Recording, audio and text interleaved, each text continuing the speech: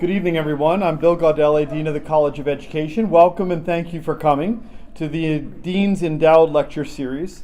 As you may know, it's an annual event that allows the College of Education to shine a bright light on an important area of research and practice that demands our attention.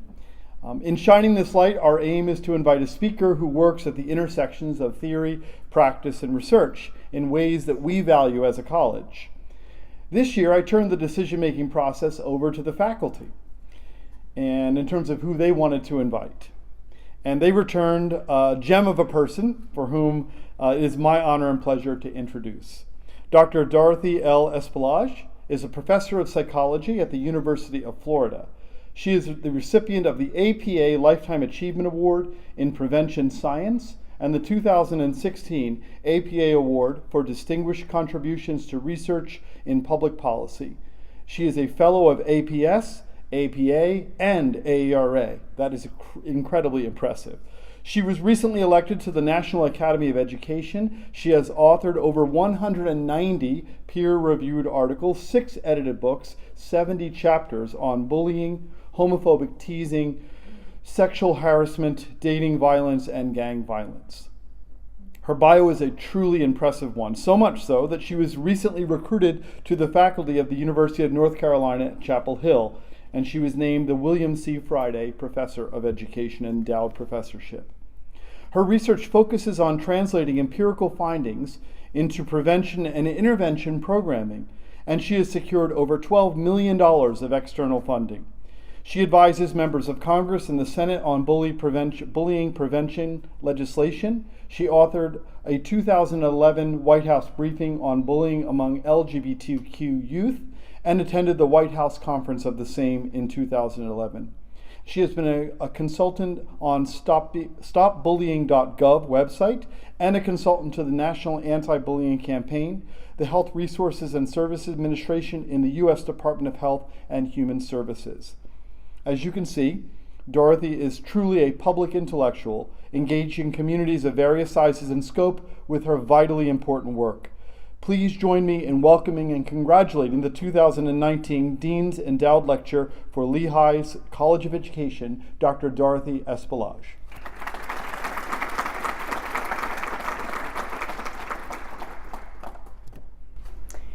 Well, thank you for having me. I hear that, and then I know exactly why I'm a little tired. We've done this work in conjunction. What you don't see when I'm up here presenting is 45 Ph.D. students that have done this work with me. Very challenging work, and thousands of undergrads, and a lot of really brave superintendents and teachers, as you see when I go through my research program. This takes really brave educators and brave politicians to allow us to do this work. I've been here for a little over 24 hours, and I have to tell you that I've made so many friends in Bethlehem, know a lot of the history. It's fascinating, and just gorgeous to be here. So I appreciate this. What you're going to note several things. There's going to be a lot of text on the slides. I suggest you just listen to me. The reason I do that is because you can get the slide deck from Trish. And I could have pictures of lovely children, but that wouldn't tell you what I had talked about. And so, but I'm not going to read from the slides. I'll just kind of give you the take-home messages. What I'm about to present in the next hour, and I'll try to do that in an hour, is a semester's long course. So this would be 15 weeks, and I talk fast, which I probably will do because I just came from Russia and I could not talk fast there. So I was really wanted to talk fast, so here I am in Pennsylvania, and you guys are northerners, so you can keep up. You should know that now, I just want to tell you, it's 13.4 million. I just landed on an IES, and so very excited, 13.4 million for this work, but also anything I say doesn't reflect the federal government, and they make sure that I put that on that slide. So it's all me, and it might be the University of Florida. So I want to tell you about we started this work in 1993. In 1993, I was a graduate student at Indiana University. There were 5 papers written on the topic of bullying in America. 5. There's about 1,000 right now. And we contributed about 200 of those. So we feel like we're significantly contributing to that body of literature. At that time, we adopted, like most countries, our knowledge from Norway. where Dan Olveus, the bully guru, if you're in this space, you would know this name. But it was very, very quick when we started doing studies in 1995 that what they were learning in Europe and Japan and Australia wasn't really resonating and transferring to the work here. So we started to do large-scale longitudinal studies, which I'm going to show you some of that work. We also, I'm a quantitative person, but I really felt like I needed to sit down with the kids and interview them to really understand the bullying phenomenon in the context of the United States. When I first started doing these talks, there would be 3 people in the room in 1995. Like, what are you studying this for? This is just part of growing up. Make boys into men, blah, blah, blah, blah. When I was in Russia last week, that's where they're at, right, in 2000, with 3 papers written on the topic. So we've been at this for a while. I'm going to talk to you about, when I do a study, like many of the researchers in the room, you end up with more questions than you probably answered, right? So it leads to the next study. And as we uncovered some of these phenomena, it led to the next study, which I'll walk you through this. But finally, around 2011, it's turning into a history lesson of bullying prevention in this country, but it's important. 2011 was a very, very good year. You're going to hear that throughout the talk. We had a meta-analysis that showed that social-emotional learning not only created less disruptive classrooms, but it also showed that we could improve academic functioning, right? So that was a deal changer, Dweck et al. Same time that we had a president that had the first White House on bullying, that happened. At the same time, we had a crisis in education, in that to stay on the list, whether it's NREP or blueprints for violence prevention, you had to demonstrate that your actually science could be replicated, right? So it's when the replication crisis emerged as well. What that meant is the Dan Olveus program, which by the way, we spent $3 million on in South Carolina, and the data were never published. And I finally got Dan the man, that's what I call him. And this is being videotaped, so this is for you, Dan. I finally got him in a paragraph in one of my books to write that implementation of bullying prevention programs in the United States is challenging, and that teachers in America do not implement with fidelity. All right, so those data were never published. It's no longer on NREP, but the damage had been done in this country. We had not, until 2011, started to create programs for American kids. 2011, despite the fact that we've been talking about this since 1995. We then moved into feeling like we'd identified the risk and protective factors associated with bullying and other forms of aggression.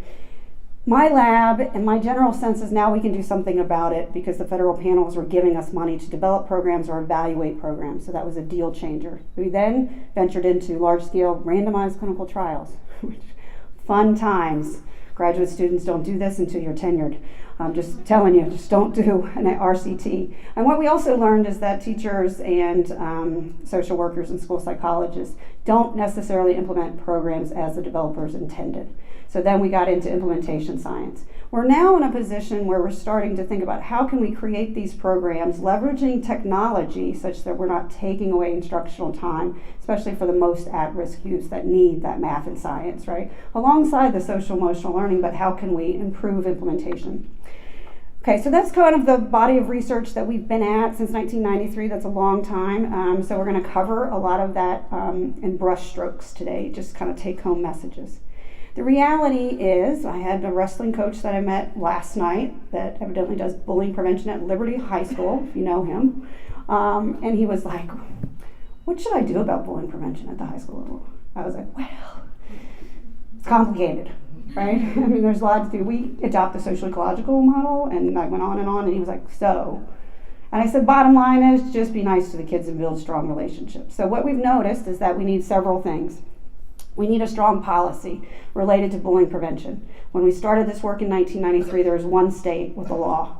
Every state has a law now, right? So that, if you look at metrics, that's pretty successful. Certainly there's variability on whether they just require a definition, whether they require actually prevention programming. We can't get into that. But policies and procedures is a good step. We have some evidence, it depends on who you talk to, but I will just say that there's some evidence, low effect sizes, that positive behavior intervention supports in some schools, high resource schools, actually reduces bullying, K through 5. We also know that social-emotional competencies in SEL, or SEL, as some people call it across this country, is also leading to outcomes. All that combined, then we have to train the staff. For the last, only in the last 5 years have we paid attention to teachers and teachers' role in bullying. Literally, there's probably 25 papers written on how teachers and teacher practices influence bullying within the classroom. And so all of this together, then you might reduce bullying by 20%. I just want to tell you. We will not eradicate bullying in my lifetime, especially if we continue with the political rhetoric that we have in this country.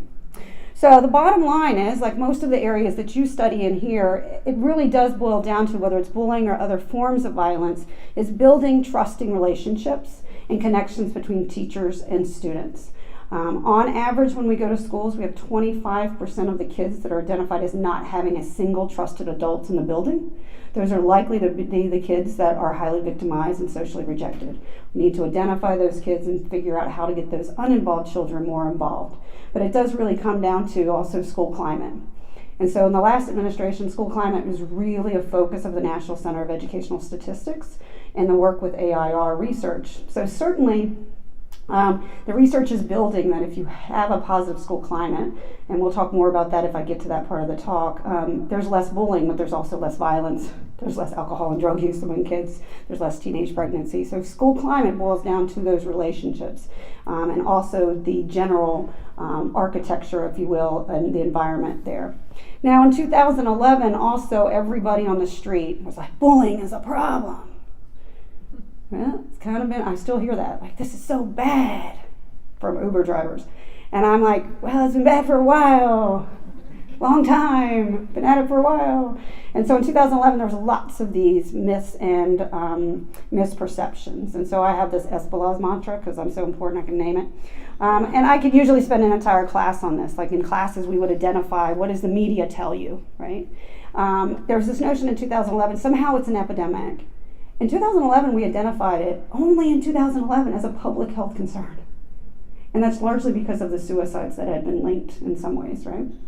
There's this notion now with parents that you work with, and some of you are parents, when you get that phone call, if the school calls you and tells you that your child is being bullied. The media has got it ingrained in our parents in this country that suicide may be something that they should be concerned about. Now, when we did a kind of a narrative analysis of the media, we find that 80% of the coverages of bullying is related to suicides, 10% are related to new legislation, and 10% is related to positive prevention. So I've been working very heavily to try to get the media to talk about the positive things. So once you see those kids with pink shirts, that's probably me convincing somebody to do that piece, but they'll go right back and resort to all the negativity associated with bullying. That's a cause for concern. However, as I used to do expert witness stuff, and then I just couldn't, my blood pressure couldn't deal with lawyers anymore. So if you're lawyers, whew. So, and this is just simply how it goes. Professor Espelage, is there a causal link between bullying and suicide?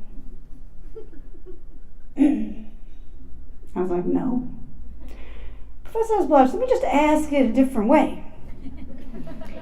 Is bullying just one of many predictors of youth suicide? Yes. Now, Professor Espelage, we're in the state of Nevada, and they have a law that parents have to call before an investigation on bullying. What do you think about that? I said, why are you asking me? You know you're going to say that I'm not a lawyer. Right. So that's the last time I did that. So the point is, there is no causal link. And that's why people are losing cases here. There's many, many other predictors, and it tends to be withdrawal and isolation and depression. And if we get our mental health system improved, especially school-based mental health, we may reduce that link between bullying and suicide. There's this notion that bullies are young criminals. The work that came out of Tracy Valancourt's lab in Canada and Tom Farmer's work, I think at UNC when he was there, is that there's two types of kids that engage in high rates of bullying. The one that we always think of that's depicted, the Hollywood, bigger guy, whatever, bigger than other kids. But there's also the Machiavellian bully. And the Machiavellian bully has heightened theory of mind, and they can pick out a victim that no one's going to support. And I tell principals all the time, because they're so proud, I got the bully. I'm like, okay, Principal Smith, one, it's a group phenomenon, I've been trying to teach you this. And two, you got the ineffective aggressor. You did not get the kids that are running the hallways here. You did not get the Machiavellian bully. He's like, you always say that. I was like, no. And if you don't change your climate, you're going to continue, somebody's just going to take his place. So they're not budding young criminals. And even my scholars will be quoted in the press saying they're just budding criminals. I'm like, no, they're not. They're professors. They're cops. They're presidents of the United States. I said I would not do that. I didn't say current. Could have been anybody, right? So bullies need to be punished. So we've actually resorted back to 3 strikes you're out with bullying, and we're starting to criminalize the behavior and punish the parents for the behavior. This goes totally against the science, in that our schools are breeding grounds for these types of behaviors. Remember how I said school climate? If you focus on the positivity of school climate, we have fewer bullies. The punishment is not the way to go. And I remember Amanda Nickerson, a very famous school psychologist out of Buffalo. We're always on panels together because we're just all the usual suspects in school safety. And she's like, Dorothy, there has to be consequences for these kids. I said, fine. Once you have equitable consequences for the kids, then I will play that game. I said, but right now, the discipline and the infractions and the charges are hurting kids of color. I said, so until they're inequitable, I will try, restorative practices to try to narrow the discipline gap. Yeah, I'll keep saying that too. This idea that bullies come from dysfunctional families. I've had 4 moms in 25 years come up after my talks crying. No dads, I just want to point out. 4. I think my child is the bully. And I was like, well, you're not alone. Plenty of you in this room have a child that is engaged in these behaviors, or gone along with it, or didn't upstand when they saw it. And I'll show you the numbers, it's real. This last one has really got me worked up in 2017. There was this Canadian researcher who was not tenured, by the way, and she somehow got her paper out there. She had surveyed 278 Canadian middle schoolers, and somehow the press picked up that bullying was hardwired. And I wanted to read this, right? Because I was like, wow, no wonder our success rate is low. Maybe it's hardwired and we should just throw in the towel and I'll go back to studying fruit flies like I used to. And so I look at the study. There's no genetic markers. There's nothing genetic. I call her. I'm going to tell you who it is, but I call her and I was like, one, you need to retract. There needs to be a retraction of this. And I said, don't you know about Brigden's work over there in Montreal in your same country? And she's like, what's that? So listen to this. If in fact we all were measured in here to see if we had the genetic predisposition to be relationally aggressive and a bully, right? Then we plug you into, okay, say I have that, right? Because I grew up military and foster care. So I probably have a genetic something, but it's probably environment that triggered it, right? And so if I go into a classroom where the teacher is the invisible hand, right? Tom Farmer's work, the invisible hand, and there's an egalitarian structure, not hierarchical, it will not be triggered. My genetic predisposition will stay dormant. If I go in, say it's a substitute teacher. Remember the substitute teachers? They still have those. Those were good times, right? You're like, there's a substitute on 4th and 4th. And so then it would be triggered. Or if I'm in a classroom that's very hierarchical, it'll be triggered. So it's clearly a gene by environment interaction, so we can get back to work.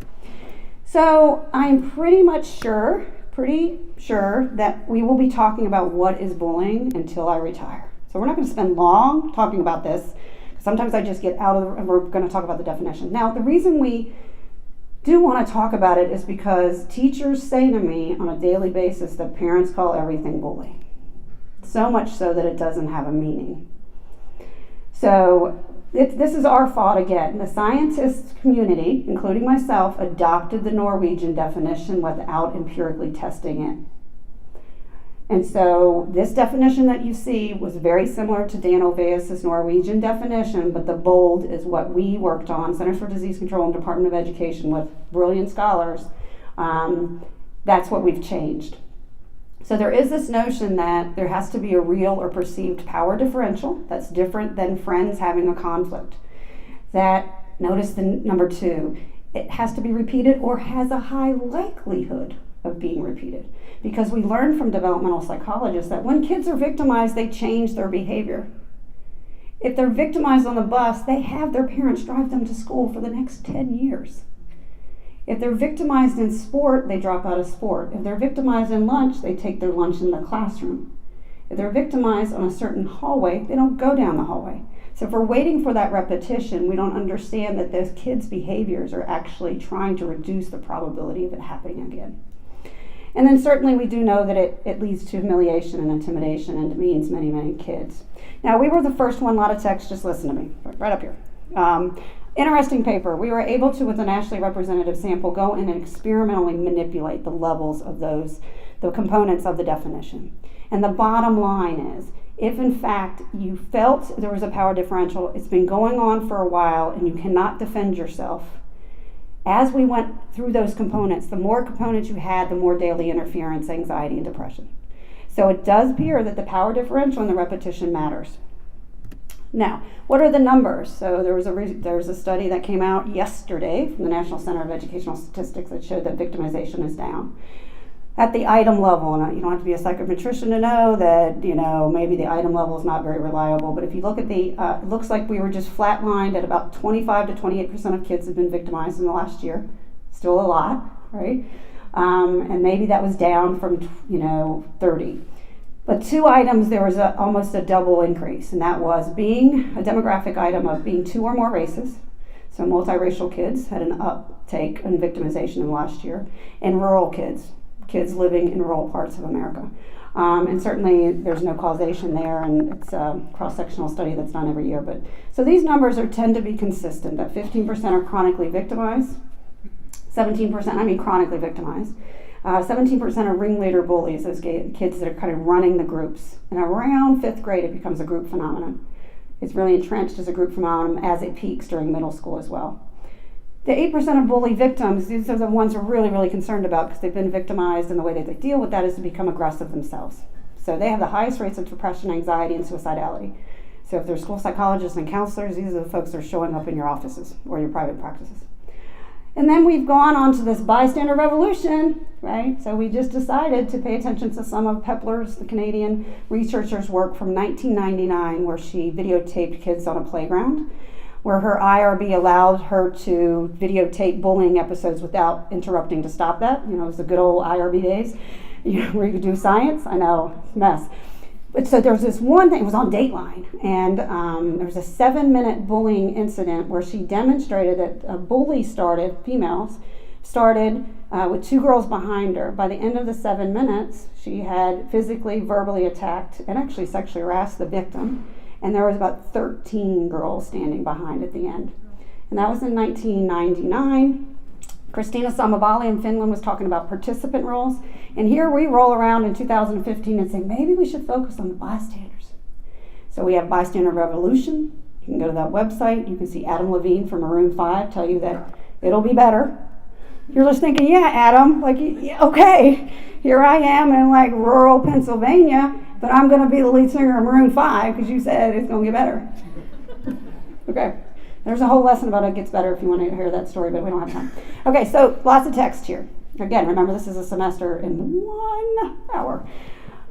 Very important that what folks will say out there, principals and administrators and teachers, it's all because of social media. You must know that cyberbullying is less frequent than face-to-face. Okay, just know that. That's the national data. I also hear, we don't really need help with the bullying at school. We need you to stop this cyberbullying.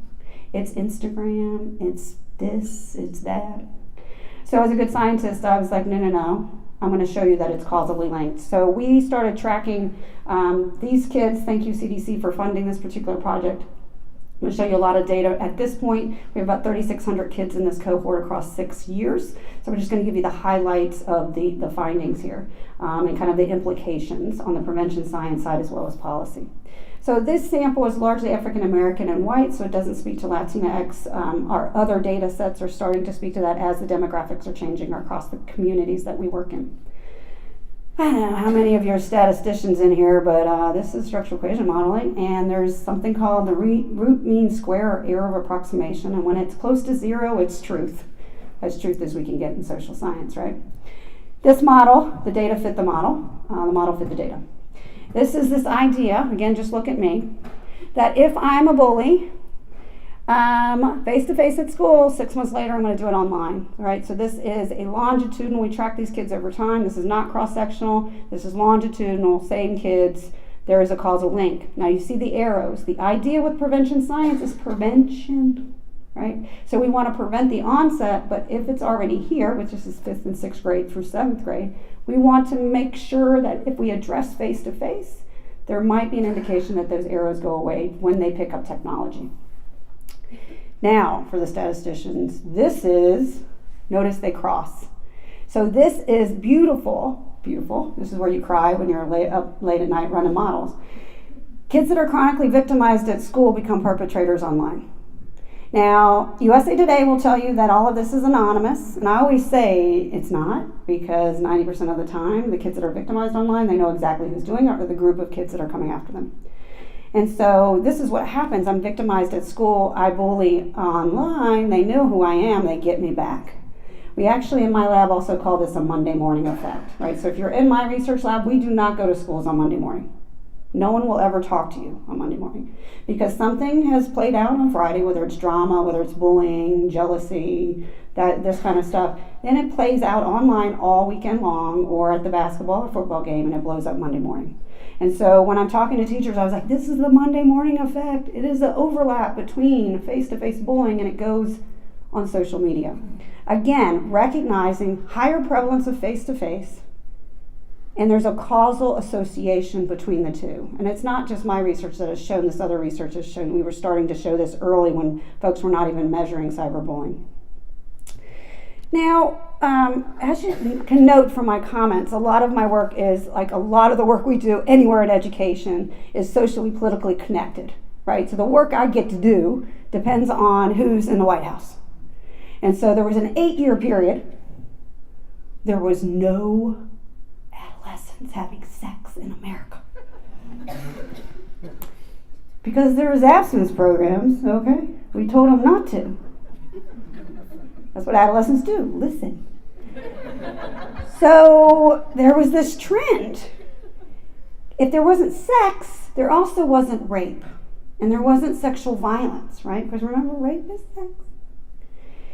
So I was, hanging out with one of my friends from the Illinois Coalition of Sexual Assault. And I was like, oh, what kind of RFPs, requests for proposals, are you putting out for, rape education in the schools? She was like, we're not allowed to do rape education in schools. It was for 8 years.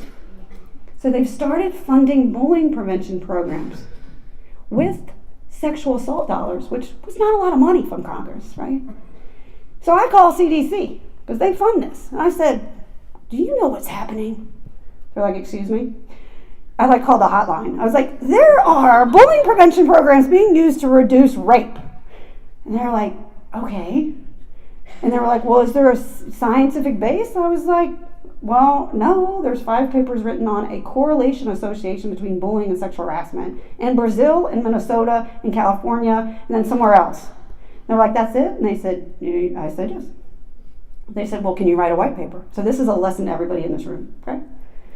I was like, I really don't like white papers, but I'll write a white paper, which led to a request for proposals that funded the study. So when they asked for a white paper, I think it might be an RFP, because I wasn't convinced that if you just get kids to be nice in generic bullying prevention programs where we're not talking about gender-based harassment, right? So we did a study. So in total, we tracked these kids over 7 years. Thank you, CDC and NIJ. And for principals for working hard for us to keep this sample of 3,500 kids over time. I'm going to fly through some of these results, which I think you will just find fascinating. And by the way, the Me Too movement, I said that a long time ago. Everybody's like, all the reporters are like, what are we going to say to our sons to keep them out of trouble? I was like, read the literature. Read the literature. Talk to them about things. Okay. So most people say to me, because I study homophobic name calling, when we first started doing this work, teachers would say, well, they don't know what that means. Or gay is so happy. And I was like, I guess I have to do a series of studies to demonstrate that, one, there is a socialization process going on, and that it is pretty prevalent. So here's just our generic University of Illinois bullying scale, and when we cluster analyze it, we find that both 12 males and females report high rates, right? So we take that cluster group that has the highest reports of bullying perpetration. When we do a very similar thing with a scale that I developed with my former student, Paul Poteet, who's a full professor at Boston College, we go in and we asked students, again, imagine an IRB let us do this, and schools let us go in and talk to 5th and 6th and 7th graders. But we had to be creative about it. So we said things like, in the last 30 days, some students call each other fag, homo, dyke. In the last 30 days, how often have you done this to a friend, someone that's not a friend, someone you didn't like, someone you thought was gay, someone you didn't really know. When we cluster analyzed, 1 out of 3 boys reported high rates. That's ceilinged out with the cluster analyze of doing this behavior. 1 out of 5. Now, some of you say girls. There was a sociologist who's been implicated in the Me Too movement, which I used to say his name, and this famous sociologist used to talk about our schools being breeding grounds for sexual harassment. And so he did talk about this idea that even girls police boys' masculinity. So the minute the boys step out of that traditional masculinity framework, we attack them too. Now, and I apologize for the young folks in the room. This is a very binary study. This was before we had the 21 descriptors for gender identity, and so we're starting to branch out in our other studies. At least I recognize that. We also find that could show this really elaborate causal model between bullying and homophobic name calling, but essentially kids in 5th and 6th grade, as they're going through middle school, as they're trying to figure out what does it mean to be a certain gender and how should we act, the minute they deviate, they are targets or they're perpetrators of homophobic name calling. Okay, and you should know we do social network analysis, and we find that a lot of this bantering does happen among friends, but it's also harmful. Okay, so it's not something that kids can just brush off. But then we also find at the end of middle school that this predicts sexual harassment perpetration. Sexual harassment perpetration, for many of the parents that are in the room, we're only talking, that I have to say this sentence, that only 3% of middle school students have been raped by their peers. That should be 0, but it's only 3%. What we're talking about is unwanted sexual commentary, sexual rumor spreading, and posting of sexual things. Right? And that's upwards of 30% of both boys and girls have experienced that. And so we also find when we track these kids into high school, we find what we call a moderated mediator, which I'll show you the moderators in a minute, but the mediator, I am a bully, I engage in bullying, I then engage in homophobic name calling perpetration. That leads to sexual violence perpetration across 6 years. So when people talk about the Me Too movement, we have a law against sexual harassment. We have a federal law, it's called Title IX, that requires teachers and administrators, 1, to have a Title IX coordinator. That's not the principal, because the principal's a little busy. That has to have a policy and a definition that investigates and prevents retaliation. During the last administration, that Office of Civil Rights that oversees Title IX was actually open. If you called and had a complaint around Title IX sexual harassment, they actually investigated. You call now, it rings and rings and rings and rings. The office is shut again. So we do have a federal law. Unfortunately, it's when school districts are getting in trouble again that they're doing anything. Nothing proactive is happening in most of our schools. And I had 300 school psychologists in Ohio 2 weeks ago. I asked how many of them knew who their Title IX coordinator was. 3. During the Obama administration, I did that. There would at least be 30. However, Dorothy, how are we going to prevent this? Well, we're starting to identify malleable moderators. So we find that both boys and girls that have high traditional masculinity, meaning that boys should be stoic, they should be talk about their sexual prowess. People always say to me, middle schools, boys talk about their sexual prowess. I'm like, yeah, have you been in a middle school? Yeah, they try to pick up my research assistants, right? They're giving them numbers. It's amazing. And so that then predicts sexual violence perpetration. So we can talk to boys about masculinity.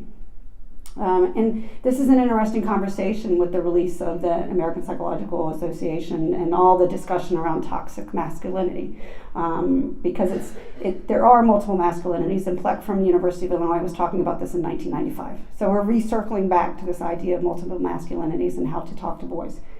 We also find that dismissiveness of sexual harassment, so we've plotted this over time. Both boys and girls tend to be very dismissive of sexual harassment across early and late adolescence. 1, they don't understand what it is. They don't understand the difference.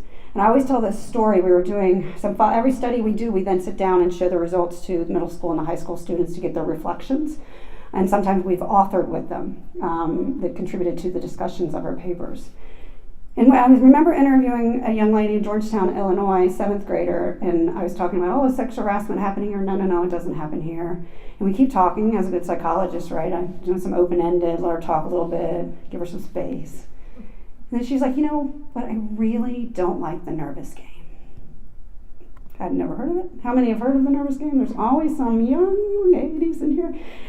We'll pretend like you didn't play it, but you know what it is. It varies depending on your geographic location, but the bottom line is they find a target. It could be among friends, non-friends, and they take their hand and they say, are you nervous yet? You nervous yet? Move closer and closer to where you would not want them to touch. And I was like, well, tell me how that makes you feel. And she was like, anxious and, upset, and I try not to do it. I said, so it's unwanted? She was like, it's unwanted. I said, let's look at the definition. So you think that might be sexual harassment? And I said, what do you do when it happens? She said, well, I'll try to avoid it. So if we're doing it at the movie theater, I'll get there right before, and I'll get my popcorn, and then I'll have to play it. I don't go down a certain hallway. But in some of our schools, so we started measuring the nervous game, and we found that actually you could become more popular within the context if you stayed in the game longer. Okay. The things you're going to learn tonight, right? All right, so you can see that it's complicated, right? We've already talked about the definitional issues. We've talked about the fact that it's prevalent. The prevalence is still there. We've talked about thinking about the climate and the context that allows this perpetration to stem from bullying, because at any point we could slow this down. If you're doing any bullying prevention in middle schools in this country, and if you're not talking about homophobic name calling, you are irrelevant. What we have to convince people is that just because I'm talking about this language is very hurtful and confusing for some kids, because some kids will say to me, I just don't like that. I don't even know what I like. I want to play my Xbox game, and they keep calling me these names, and they're my friends, and I don't know why they would do that. And I feel that when I'm a target of this language, I have to demonstrate that I'm heterosexual, and the best way to do that is to sexually harass somebody of the opposite sex. So when I'm in Colorado Springs and they're like, what is this woman talking about? Which is very conservative. And I have 700 people looking at me, but they have a law that I have to be there. I'm like, how many of you have daughters? They raise their hand. How does it make you feel to think that boys have to demonstrate their traditional masculinity by touching your daughter inappropriately? You're like, okay. Maybe we should listen to her. Okay? Maybe she isn't really promoting that thing, So I've got all kinds of spin. If you're in a conservative, I know how to spin this. Right? I was just in Russia. That went over real well. I'm pretty sure the interpreter didn't even go through any parts of those slides. I'm wondering. So we are trying to, here we've talked about the risk, and we've talked about those malleable factors that are more risk, right? So the traditional masculinity and the dismissiveness. We are now, as a country, in most of the research area in prevention science, trying to be a little more positive and say, what are the protective factors that deter kids from moving from bullying to homophobic name calling to sexual violence? And this was just published in Prevention Science last year. Let me just tell you how this works. If in fact, so that top line, we're plotting empathy across these 6 years, right? So the top line there, which is hard to read, so I apologize, has the highest empathy, and that is a female non-perpetrator. So they start the highest in middle school and they increase a little bit. And then the next is the male non-perpetrator. Then we have the female perpetrator. See how the empathy is going down? This is kind of cool for some of us that do social-emotional learning and have moved the needle on empathy. So this may be one way in which we can deter perpetrators over time. It's always going to come back to school belonging. I mean, I'm writing a paper now where school belonging did so much stuff related to even buffering the effects of sibling aggression on bullying. Like school belonging and connectedness, it's all about relationships. Let's go back to the wrestling coach. I was like, just get to know your kids. It comes down to those kids. In some spaces, that school is the safest place. We owe it to them to create school belongingness. Protective factors, this is where we're going, this is what we're addressing, and that's really where our research is going for the next 10 years of trying to design studies or evaluate studies that are really encouraging school sense of belonging. Now I could show you lots more. We also then track these kids and measure teen dating violence. This report ended up, it's so different saying it now, on Biden's desk. These politicians really mess up my delivery here. Okay. So at that point, Biden, also the author of the Violence Against Women Act, a staffer called me and said, Professor Espelage, we just read your justice report. It appears that you are suggesting that what we're seeing on college campuses around sexual assault happens before they go to college. Yeah. Yes.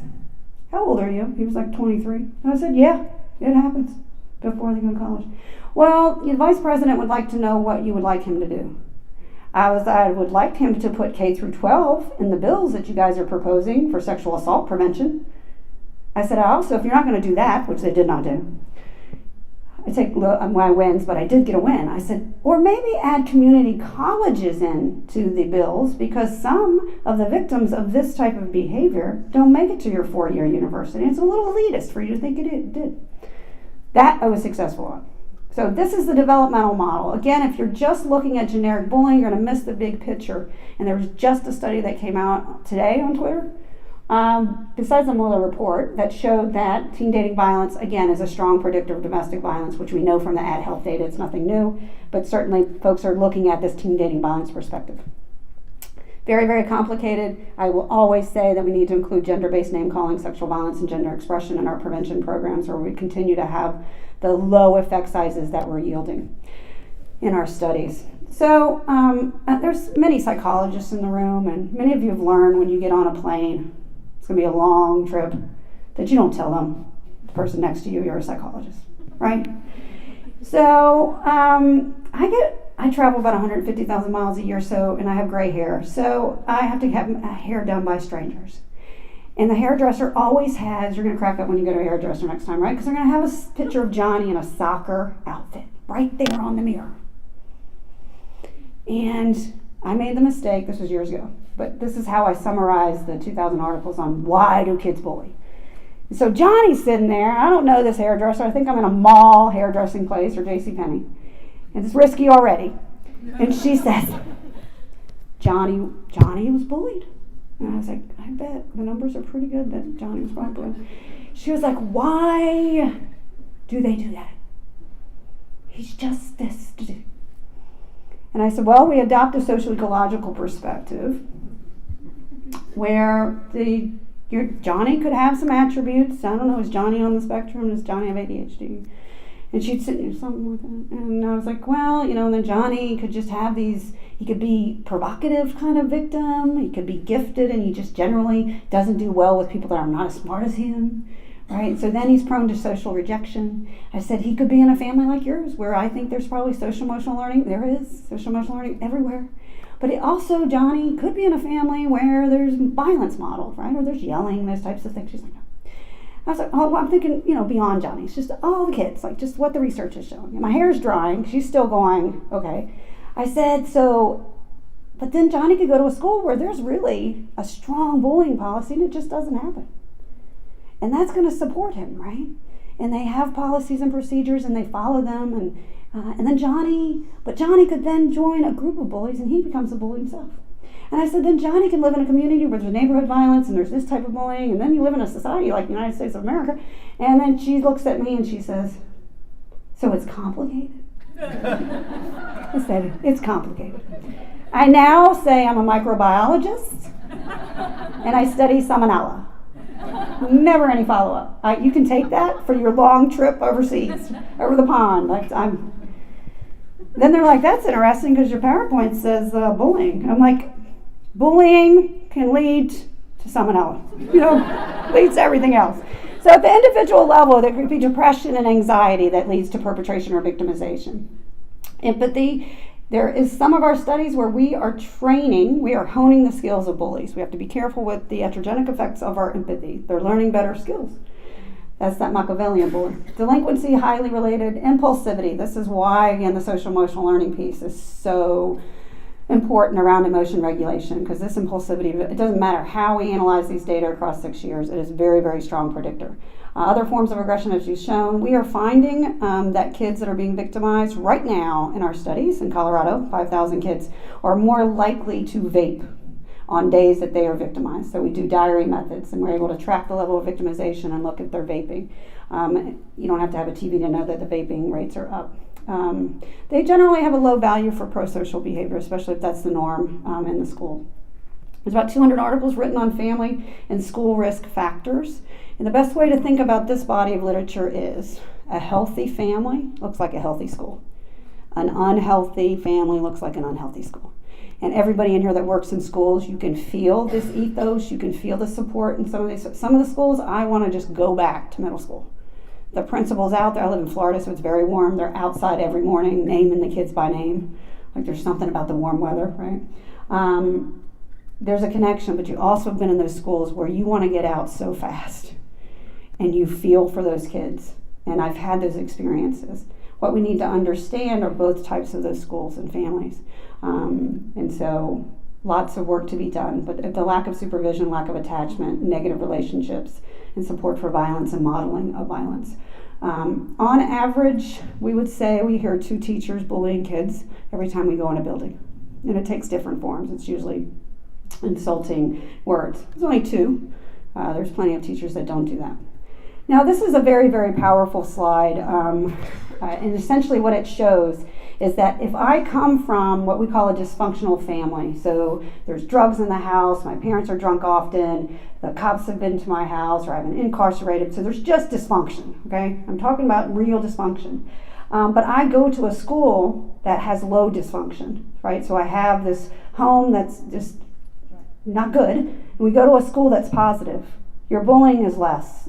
It moderates. The school does matter. So when teachers say to me, it all comes from the home, it all stems from the home, I said, yeah, and you're probably not going to change the home, because one, you're not a social worker, and good luck, the social workers are having a problem too, changing the home. And so, but we're not asking you to change the home. You need to recognize that that kid's looking at you, because all the adults have failed you. We owe it to that kid to create the best environment in school, and the research is showing that it's a huge buffering effect. Many of us in this room are here and successful because of school, because of positive relationships in school. So I always show that, and teachers feel so well validated.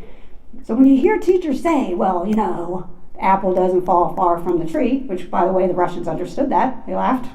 It's the only time I got to laugh. They understood it, and they actually believe it to be true, too. When you hear that from your other teachers, say, that may be true, but we're here to create a different environment. And what do we know about kids? How many times do school psychologists hear from parents, your school psychologist, well, he's just out of control at home. And you see none of that at school, right? Powerful, powerful. They know how to change their behavior. This particular meta-analysis, I love meta-analysis because it just really summarizes a body of literature and gets a handle on what we know and what we don't know. Reality, this is what, and I was so grateful when this came out because we were showing this in our social network studies, that when you ask kids K through 5, who bullies in the classroom, however you do it, and who they want to be friends with, they name different people. The bullies in K through 5 are not popular. Now some people will say, well, I know this guy. Yeah, okay, this is a meta-analysis, so this is bigger than life. If you ask 6th grade and on who bullies and who you want to be friends with, it's the same, right? So we have an interaction, age by status. So by 6th grade, by 7th grade, it's ingrained, right? That the kids that are engaging in high rates of bullying, I want to be friends with. They're popular. I didn't say I liked them. For the developmental psychologists, there's a difference. How many of you are friends with people in middle school and high school, but you really didn't like them? But you had to because they ran the school, right? They got you to go to the best parties. Just saying. Mine was Leah O'Rourke. Hey, Leah. She's so popular. I would do whatever Leah O'Rourke wanted me to do. My mom was a waitress. She's like, I don't like when you hang out with her. And now when I present, my mom has passed away, but my mom was a waitress, and she knew homophily. Birds of a feather flock together, and we socialize one another. I still follow Leah O'Rourke on Facebook, and she's still prettier. She's still prettier. She's aging better than me. Anyway, okay, so here's another meta-analysis. Homophily, you guys can use that word. And for the parents, if there's a kid that comes over that you just don't like and your child acts differently, get them separated. It's real. But it's also good that if you have a friend that comes over and they talk nicely to you and they do the homework, the homophily applies to prosocial behavior too. Okay, so we have a meta-analysis that was conducted in 2011. This was just replicated last week by the same group. And I haven't had time to change my slides. So essentially, in this study, there was 44 rigorous program evaluations. 2/3 of those studies were conducted out of the United States. And if you were paying attention to the history lesson, that would make sense to you because we weren't evaluating anything in this country because we already had the gold standard of the Oveus program, right? So it's interesting that this showed up. 1/3 of the programs were based on the Dan Oveus prevention program.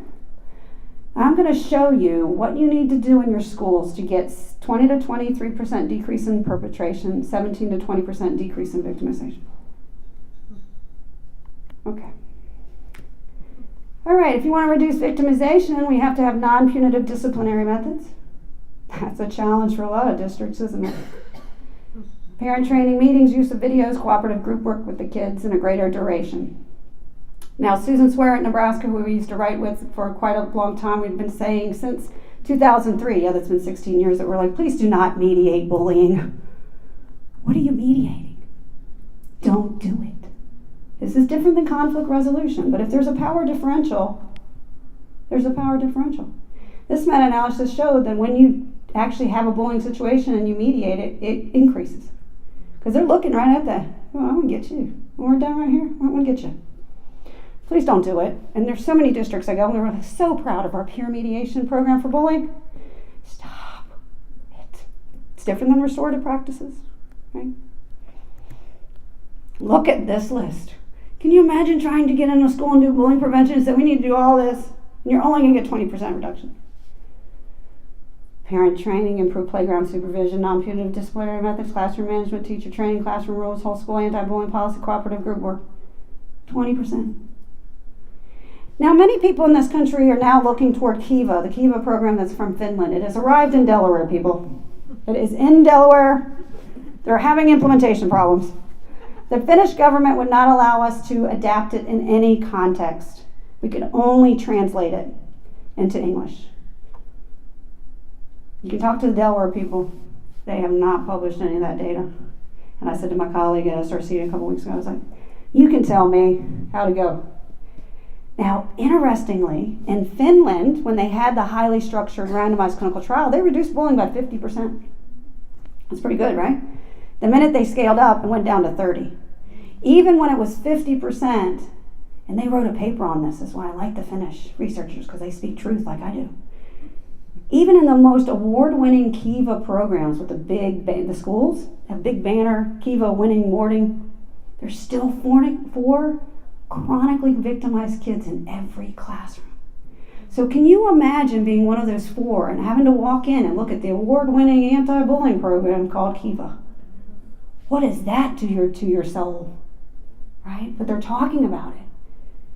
That's an interesting paper. When I opened that up and I said, you go, Christina Samavali, you're speaking the truth. And that's what science should do, right? And I don't think we should be happy at 20%. And by the way, most of the programs that are effective are not that effective in US and Canada. So this particular meta-analysis, it seems like all I do is meta-analysis. I love meta-analysis. And many of you know my colleague David Yeager. You probably know his advisor Carol Dweck of Mindset more than anything else. You should know David too, but it's hard to up Carol Dweck. I called him one day and we were in the middle of this randomized clinical trial and I was running it was an underfunded randomized clinical trial, so I was running 9 of the schools myself. So I was in the classroom observing these teachers implement second step of social emotional learning program for middle school program. And by 6th grade, they're very good. They're very highly compliant and they're engaged. 7th grade, less so. 8th grade, totally checked out. And it wasn't a matter of the teacher being less of a facilitator. They literally were just kind of checking out. So I emailed David. I was like, David, you seen this in your studies? And he said, absolutely. So we said, let's do a meta-analysis. And what we find here is that bullying perpetration, the effect sizes we write home about, is 0.2 for 1st grade and steadily drops. And such that we have 3 studies over there in the corner on the right that's etrogenic, that we made things worse. This is in large part to what we have done in this country, and that is putting PBIS into high schools. So we need to reconsider, in general, what we're doing with high school students. It's also a result, so this we did a briefing and sent to every state legislator. Because what's happening in the states is they're requiring, with the laws, K through 12 programming and bullying. And they're taking programming that's developed in elementary school, stretching it a little bit, right? Like the PBIS bullying prevention program, that's K through 5 that says, stop. They're doing in middle schools. What middle schoolers going to do? Stop. Do not get victimized, right? There is a legislation pressure to do this. We virtually have nothing at the high school level, and I'm going to end not anytime soon I'm going to end, but when I do end, I know she was like, she's going to end. There's like between there and some cocktail maybe, I don't know. We're starting to think differently about our high school students, and I'll just show you some things that we're thinking about youth-driven interventions. So we also started to think about overlapping risk and protective factors, going all the way to Hawkins and Conolano's work in the 90s and the early 2000s. This idea that we know that bullying doesn't happen isolation, that in fact it co-occurs, and they have some similar risk and protective factors. And lo and behold, in 2011, we had the Dweck meta-analysis that came out, about 213 programs to show that kids exposed to social-emotional learning, whether it's a curriculum, whether it's a drama program, compared to those that aren't, are less disruptive in class, and also have better test scores. That was a deal changer, right, on both sides of the aisle, the Republicans and the Democrats. When I talk to staffers in the Republican offices, which I often do, we call it workforce development or executive function. We don't call it SEAL or CEL. Interesting story. In Texas, I am part of their changing their health education standards, which they haven't changed since like 1989. So things are a little different than that. It's called We Have Email. And I was told, like, we picked you to be on this panel, which, by the way, I'm not even being paid. I'm like, so, okay, thanks, I get to come to Texas. They're like, but don't you mention social-emotional learning. I'm like, no. I said, but that's what I study. Don't mention it. They had a school shooting. I was just told in January, you can mention it now. The Texas legislation's okay with SEL. So many of you know SEL, self-awareness, social awareness, self-management, relationship skills, responsible decision-making. Many of you know the CASA website. Roger Weisberg is, and I lived and enjoyed the lovely life in Illinois for 19 years where we were kind of the social-emotional learning state. I live in Florida now. It's executive function down there. So that's what we call it. This is the meta-analysis I spoke of, 11 percentile higher if you're exposed to SEL programming. This was updated. I'm going to start flying through some stuff. You'll get all of this. Just listen to me. Again, this was 2017 meta-analysis that it showed that SELs actually enhanced positive youth development, including pro-social behaviors. It was a pretty significant meta-analysis. Well, and it's interesting too that what we call them. So Stephanie Jones was also in Russia, who's at Harvard, who's done some brilliant writing around social-emotional learning, especially around cultural adaptation of SEL as well. But the language that we use of non-cognitive, right? Soft skills. If we were to have time to know an exercise, and you can do this exercise anytime you do an in-service or a pre-service, have your teachers write down 3 skills that they use every day that make them successful. I've never had a math teacher put quantitative literacy, ever. They name social-emotional learning skills left and right. And if you're in the South, they pray too, so we just gotta add that spirituality component.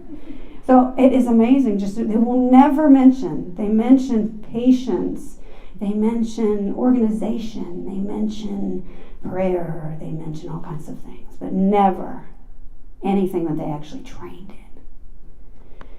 So guess what? If you are exposed to non-cognitive ability of empathy and perspective taking and emotion management as a child, this is predictive of adult outcomes ranging from better health, less crime, and less substance use.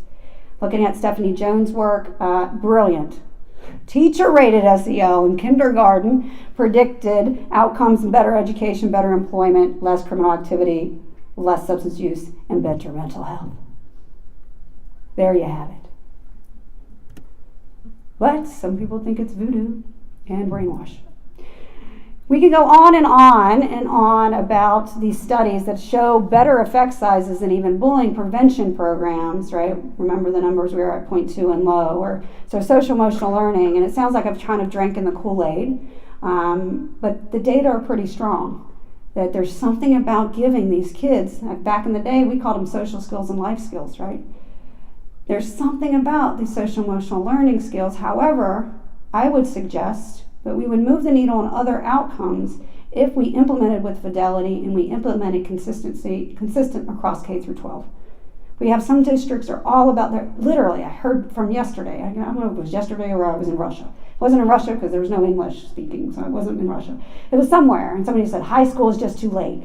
I'm like, no, it's not too late. It's not too late. We need that consistently, and just got an email yesterday from now being former dean, soon to be former dean. And he was like, we want to implement some social-emotional learning with the undergrads. I said, I think that's that's a splendid idea, given that they are adolescents. It's a great idea. They could use this. Yes. Okay.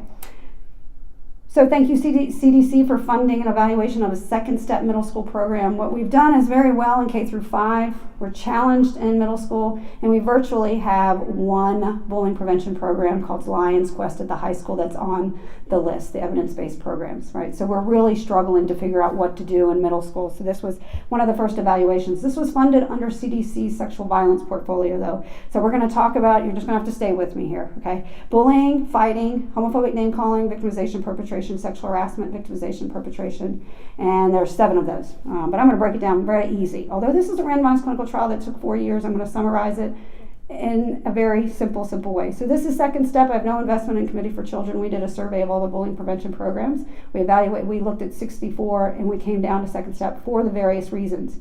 It really was evidence-based, scientifically informed, research-oriented, and it focused on risk and protective factors. It was grounded in the literature. There's a lot of lights going on. A little bit of bullying, because what we heard from kids is they're over-programmed with bullying. They can tell you the definition of bullying. They can demonstrate bullying right in front of the No Bully Zone poster. Okay, they don't want to hear about it for 15 lessons. It also is based on some of the newer brain research of how kids engage with these types of materials and how they learn in early adolescence. And of course, it has a positive approach to problem behavior. This program, we did a nested cohort design, so we surveyed about 4,000 kids across 36 schools in Illinois and Kansas. That's going to be important in just a minute because context matters. And by the end of this design, the 3-year study, the kids would have had, in the second step condition, the 18 schools, they would have had 41 lessons of social emotional learning. So as my gray was popping in during this randomized clinical trial, I would wake up and think, okay, 41 lessons, we're going to move something. So we evaluated this program, recruited 36 schools, which is a feat in and of itself, and tracked these kids over time. Fancy statistics, a lot of statisticians on this project, you can imagine. What we found reductions in physical aggression, bullying, cyberbullying, homophobic name-calling, and sexual harassment across the 3 years. However, we had the teachers do implementation logs. It took them about 2 minutes, and we paid them after each lesson to see what they did, how long they prepared, and how they prepared. When teachers implemented with fidelity, did the lesson longer, and prepared as a team, as they would the academics, the effect sizes shot through the roof. So I encourage you, if you're doing this work, reach out to me. You can create an implementation fidelity log really fast on SurveyMonkey or RedCap or Qualtrics or whatever you use. That data will tell you why it worked somewhere and why it didn't work in other places. Now, this was a particular trial. If you do this work, life hits real hard when school districts make decisions. This was a teacher strike in Chicago, as well as the time when the mayor in Chicago shut down a bunch of schools and created really unsafe spaces for our kids. So we had to deal with that. In year 2 of this study in Kansas, there was a bill that passed. And in year 2, there had been in the 7th grade, and this is where we talk about homophobic name-calling and sexual harassment. The bill that passed, if you owned a company and someone came in that you thought was a gender or sexual minority, you could ask them to leave. You do not have to make the cake for the gay couple's wedding, right? That passed. So you can only imagine what the dinner table banter was when the news is on in Kansas, right? However, when we looked at the implementation in Kansas, we still found these reductions, but it shows the social political context of trying to do some of this work that's real. We then were funded by Justice to track these kids into high school, so we tracked them for 3 more years into high school. And we found an indirect effect. Now, this indirect effect will prohibit second step from being on the list. You're not allowed to have an indirect effect in science, it has to be direct. But I'll take it, because the kids that were in the second step school during the middle school years had an increase in school belonging. It comes up again. And then it's related to reductions of bullying, homophobic name-calling, and sexual harassment. So when my colleagues come up to me and say, oh, I'm so sorry that you got an indirect effect, I said, I'm not. I'm very happy. I said, this science does not dictated by the 3-year grant term, right? Science is dictated by providing this type of support and seeing the effect through potential mediators. This also study was the only study to do a randomized clinical trial with students with disabilities with disability data taken from school records. And I remember calling Chad Rose, another former tenured student of mine at Missouri, who's really in this space a lot, And I said, Chad, there is no way there's no randomized clinical trial of social emotional learning in special education. He said, there's not. There's PBIS and there's self-determination theory. So we published this, and this was a true prevention effect. So if you were a student with disability in the control condition, your bullying went up like it normally would. If you were in the second step condition, it went down a little bit. It's called a prevention effect. That took forever for me to explain that. My mom's like, well, it looked like it didn't work. I said, it's called prevention, Mom. Okay. Stay the waitress, I'll be the scientist, okay? Yeah. But we also find that you can have all these programs, but really school climate matters. And when I interviewed 36 principals for the first trial that I did, I saw 36 different climates. And remember, I'm not the one randomly assigning, right? My analyst is randomly assigning. And I would pray, the best way I do, listen to hip hop, like, please, just randomly assign. So I didn't want to work with some of these schools. I'm going to be truthful about this. And I wanted some of those schools to be in the intervention condition. And the one with the worst climate got assigned to an intervention school. And that was the school, I still have PTSD from it. I walked in, it was Southside Chicago, could have been anywhere in the state of Illinois. And I walked in and I saw the principal yelling at a third grader and threatening he's not going to go to the ice cream social. And I have high empathy, right? So I'm like, oh, I just was all distraught. And I guess I walked past her without saying hello. And then she came and yelled at me. And I was like, you cannot yell. Do you understand? I'm on the edge here. I'm on the edge. Do you know what it's like to do this work? Like, I'm not that. She, well, you don't be so sensitive. So we're best friends now. But she scared me. And so I called CDC and I said, I need $50,000 right now. So I said, because I need to do a baseline school climate survey right now. Because this, I can tell you, I turned to my research coordinator. I said, I know where this is going to work and where it's not going to work. And he was like, then why are we doing the study? I said, to prove myself right.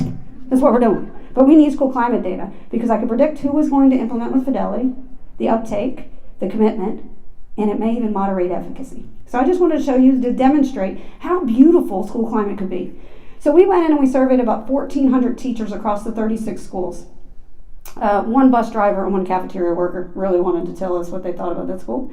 And we asked them, do you see students intervening around violence and bullying, staff intervening? Do you think you have an aggression problem in the schools? Do you feel supported by your administrator to go to things like this, right?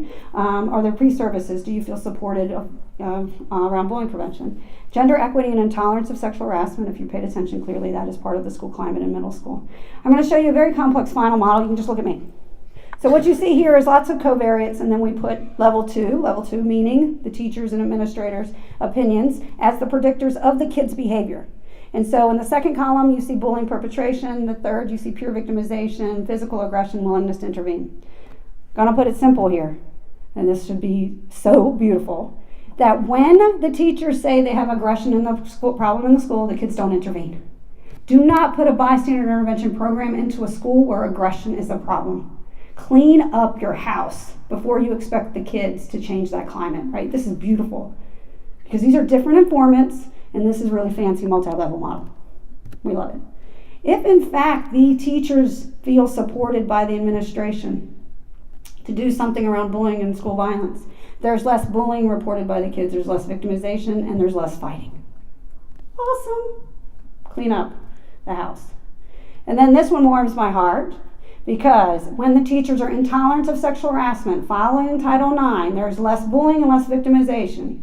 There is also less homophobic name-calling and sexual harassment. Beautiful. So I've walked you through, there's these individual characteristics. We talked very little about family. We just published a meta-analysis looking at parent components within bullying prevention. That was just published in the International Journal of Bullying Prevention. And they found that the majority of the studies just send information home in the backpacks with kids. And then if you've had kids, I have nephews, and the things I find in their backpack that her mom has not found, because she does not go through the backpack, and they're weeks old, right? She hasn't read any bullying prevention that's happening in my nephew's school. The programs that reduced bullying were actually when they brought the parents in for training. And they did more than just a one-off programming, that there was a continued commitment. So it was promising that that was published too. And so what are we up to now? I'm going to kind of fly through some stuff. You'll get this. There's links for some YouTube stuff you might want to look at. Because there's such pushback in the schools of getting there to do this work, and I would have teachers say, I don't think the second step is working. Like, we just did a lesson on such and such, and then we went out for recess, and it's like we just didn't do it. I'm like, no.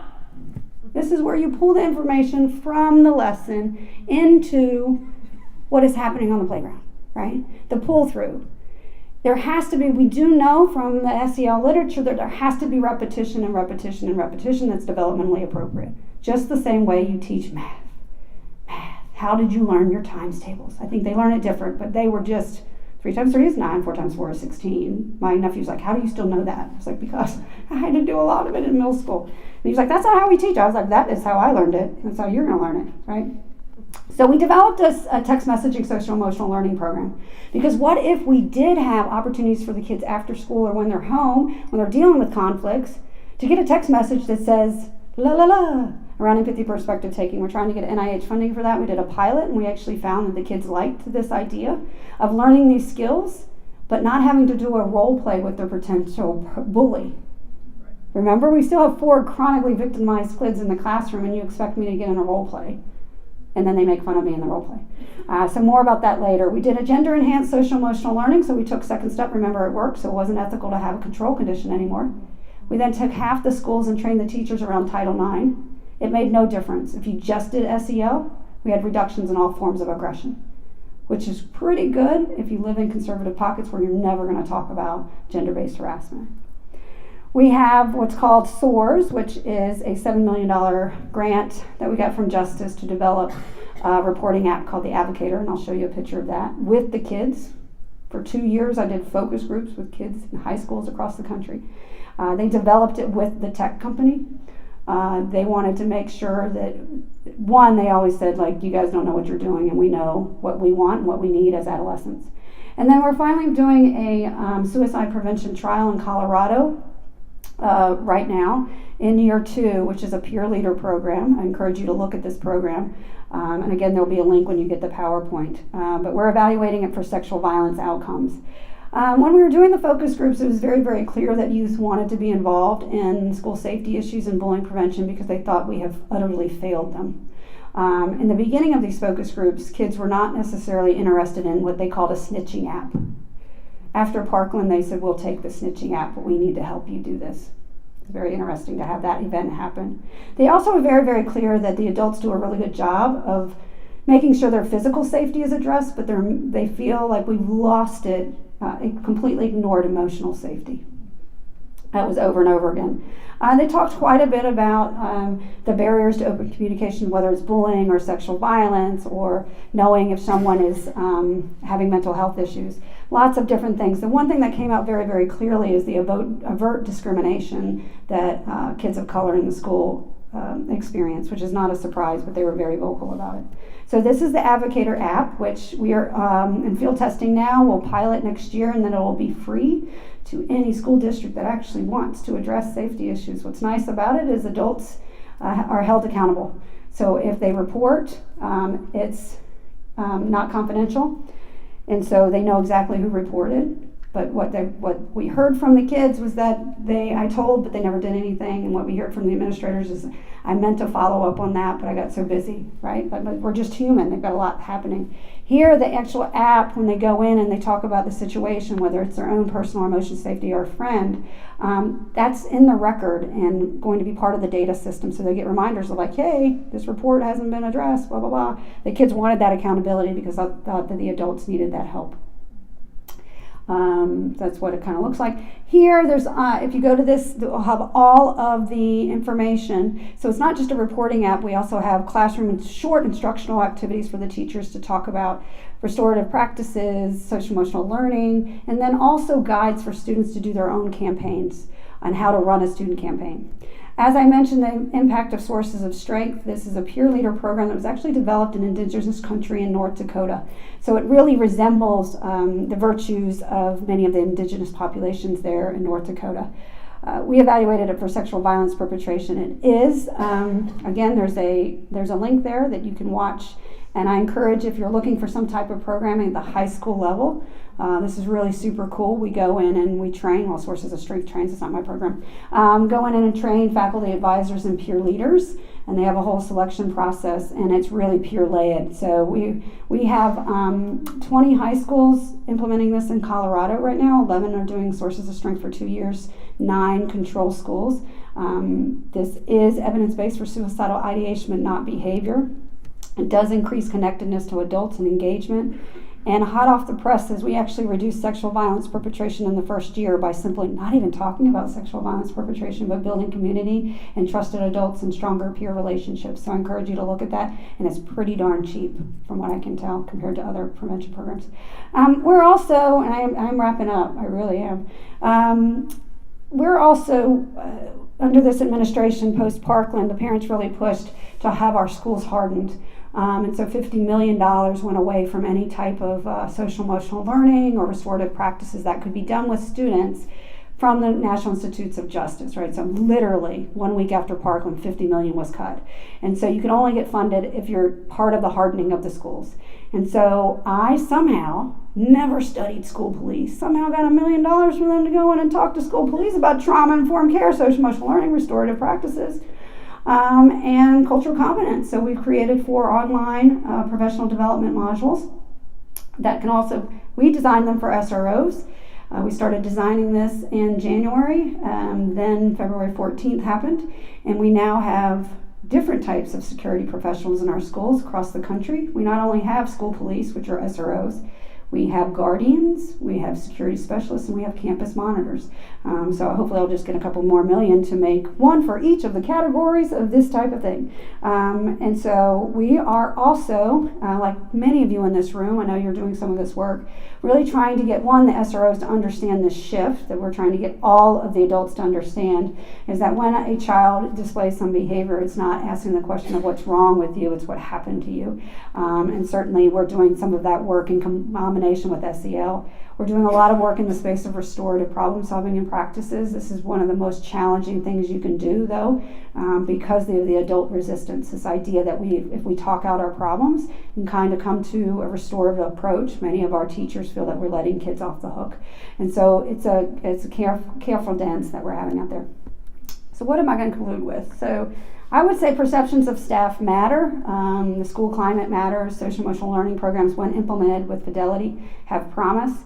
The ultimate of building stronger relationships in the schools, I come back to, certainly we need the policy and behavioral expectations and giving kids skills, but we really cannot do this in the absence of trying to be humane and understand that, connect with as many kids as you can on a daily basis.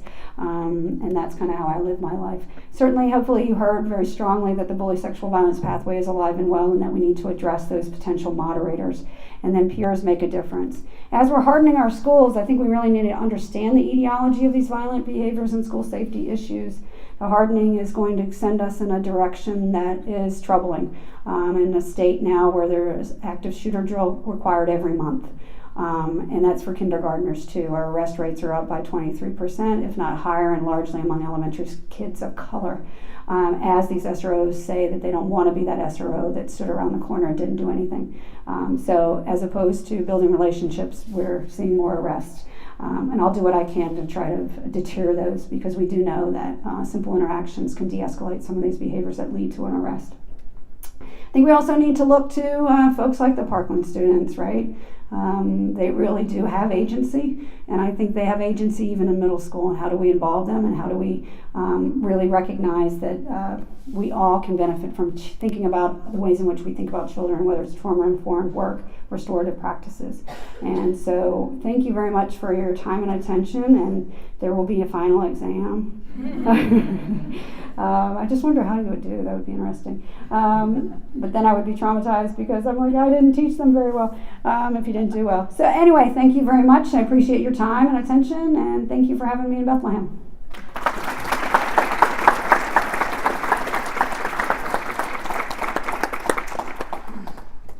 So thank you so much, Dorothy. I never knew bullying could be so much fun. It was very enlightening and engaging. I really loved the talk. So thanks so much.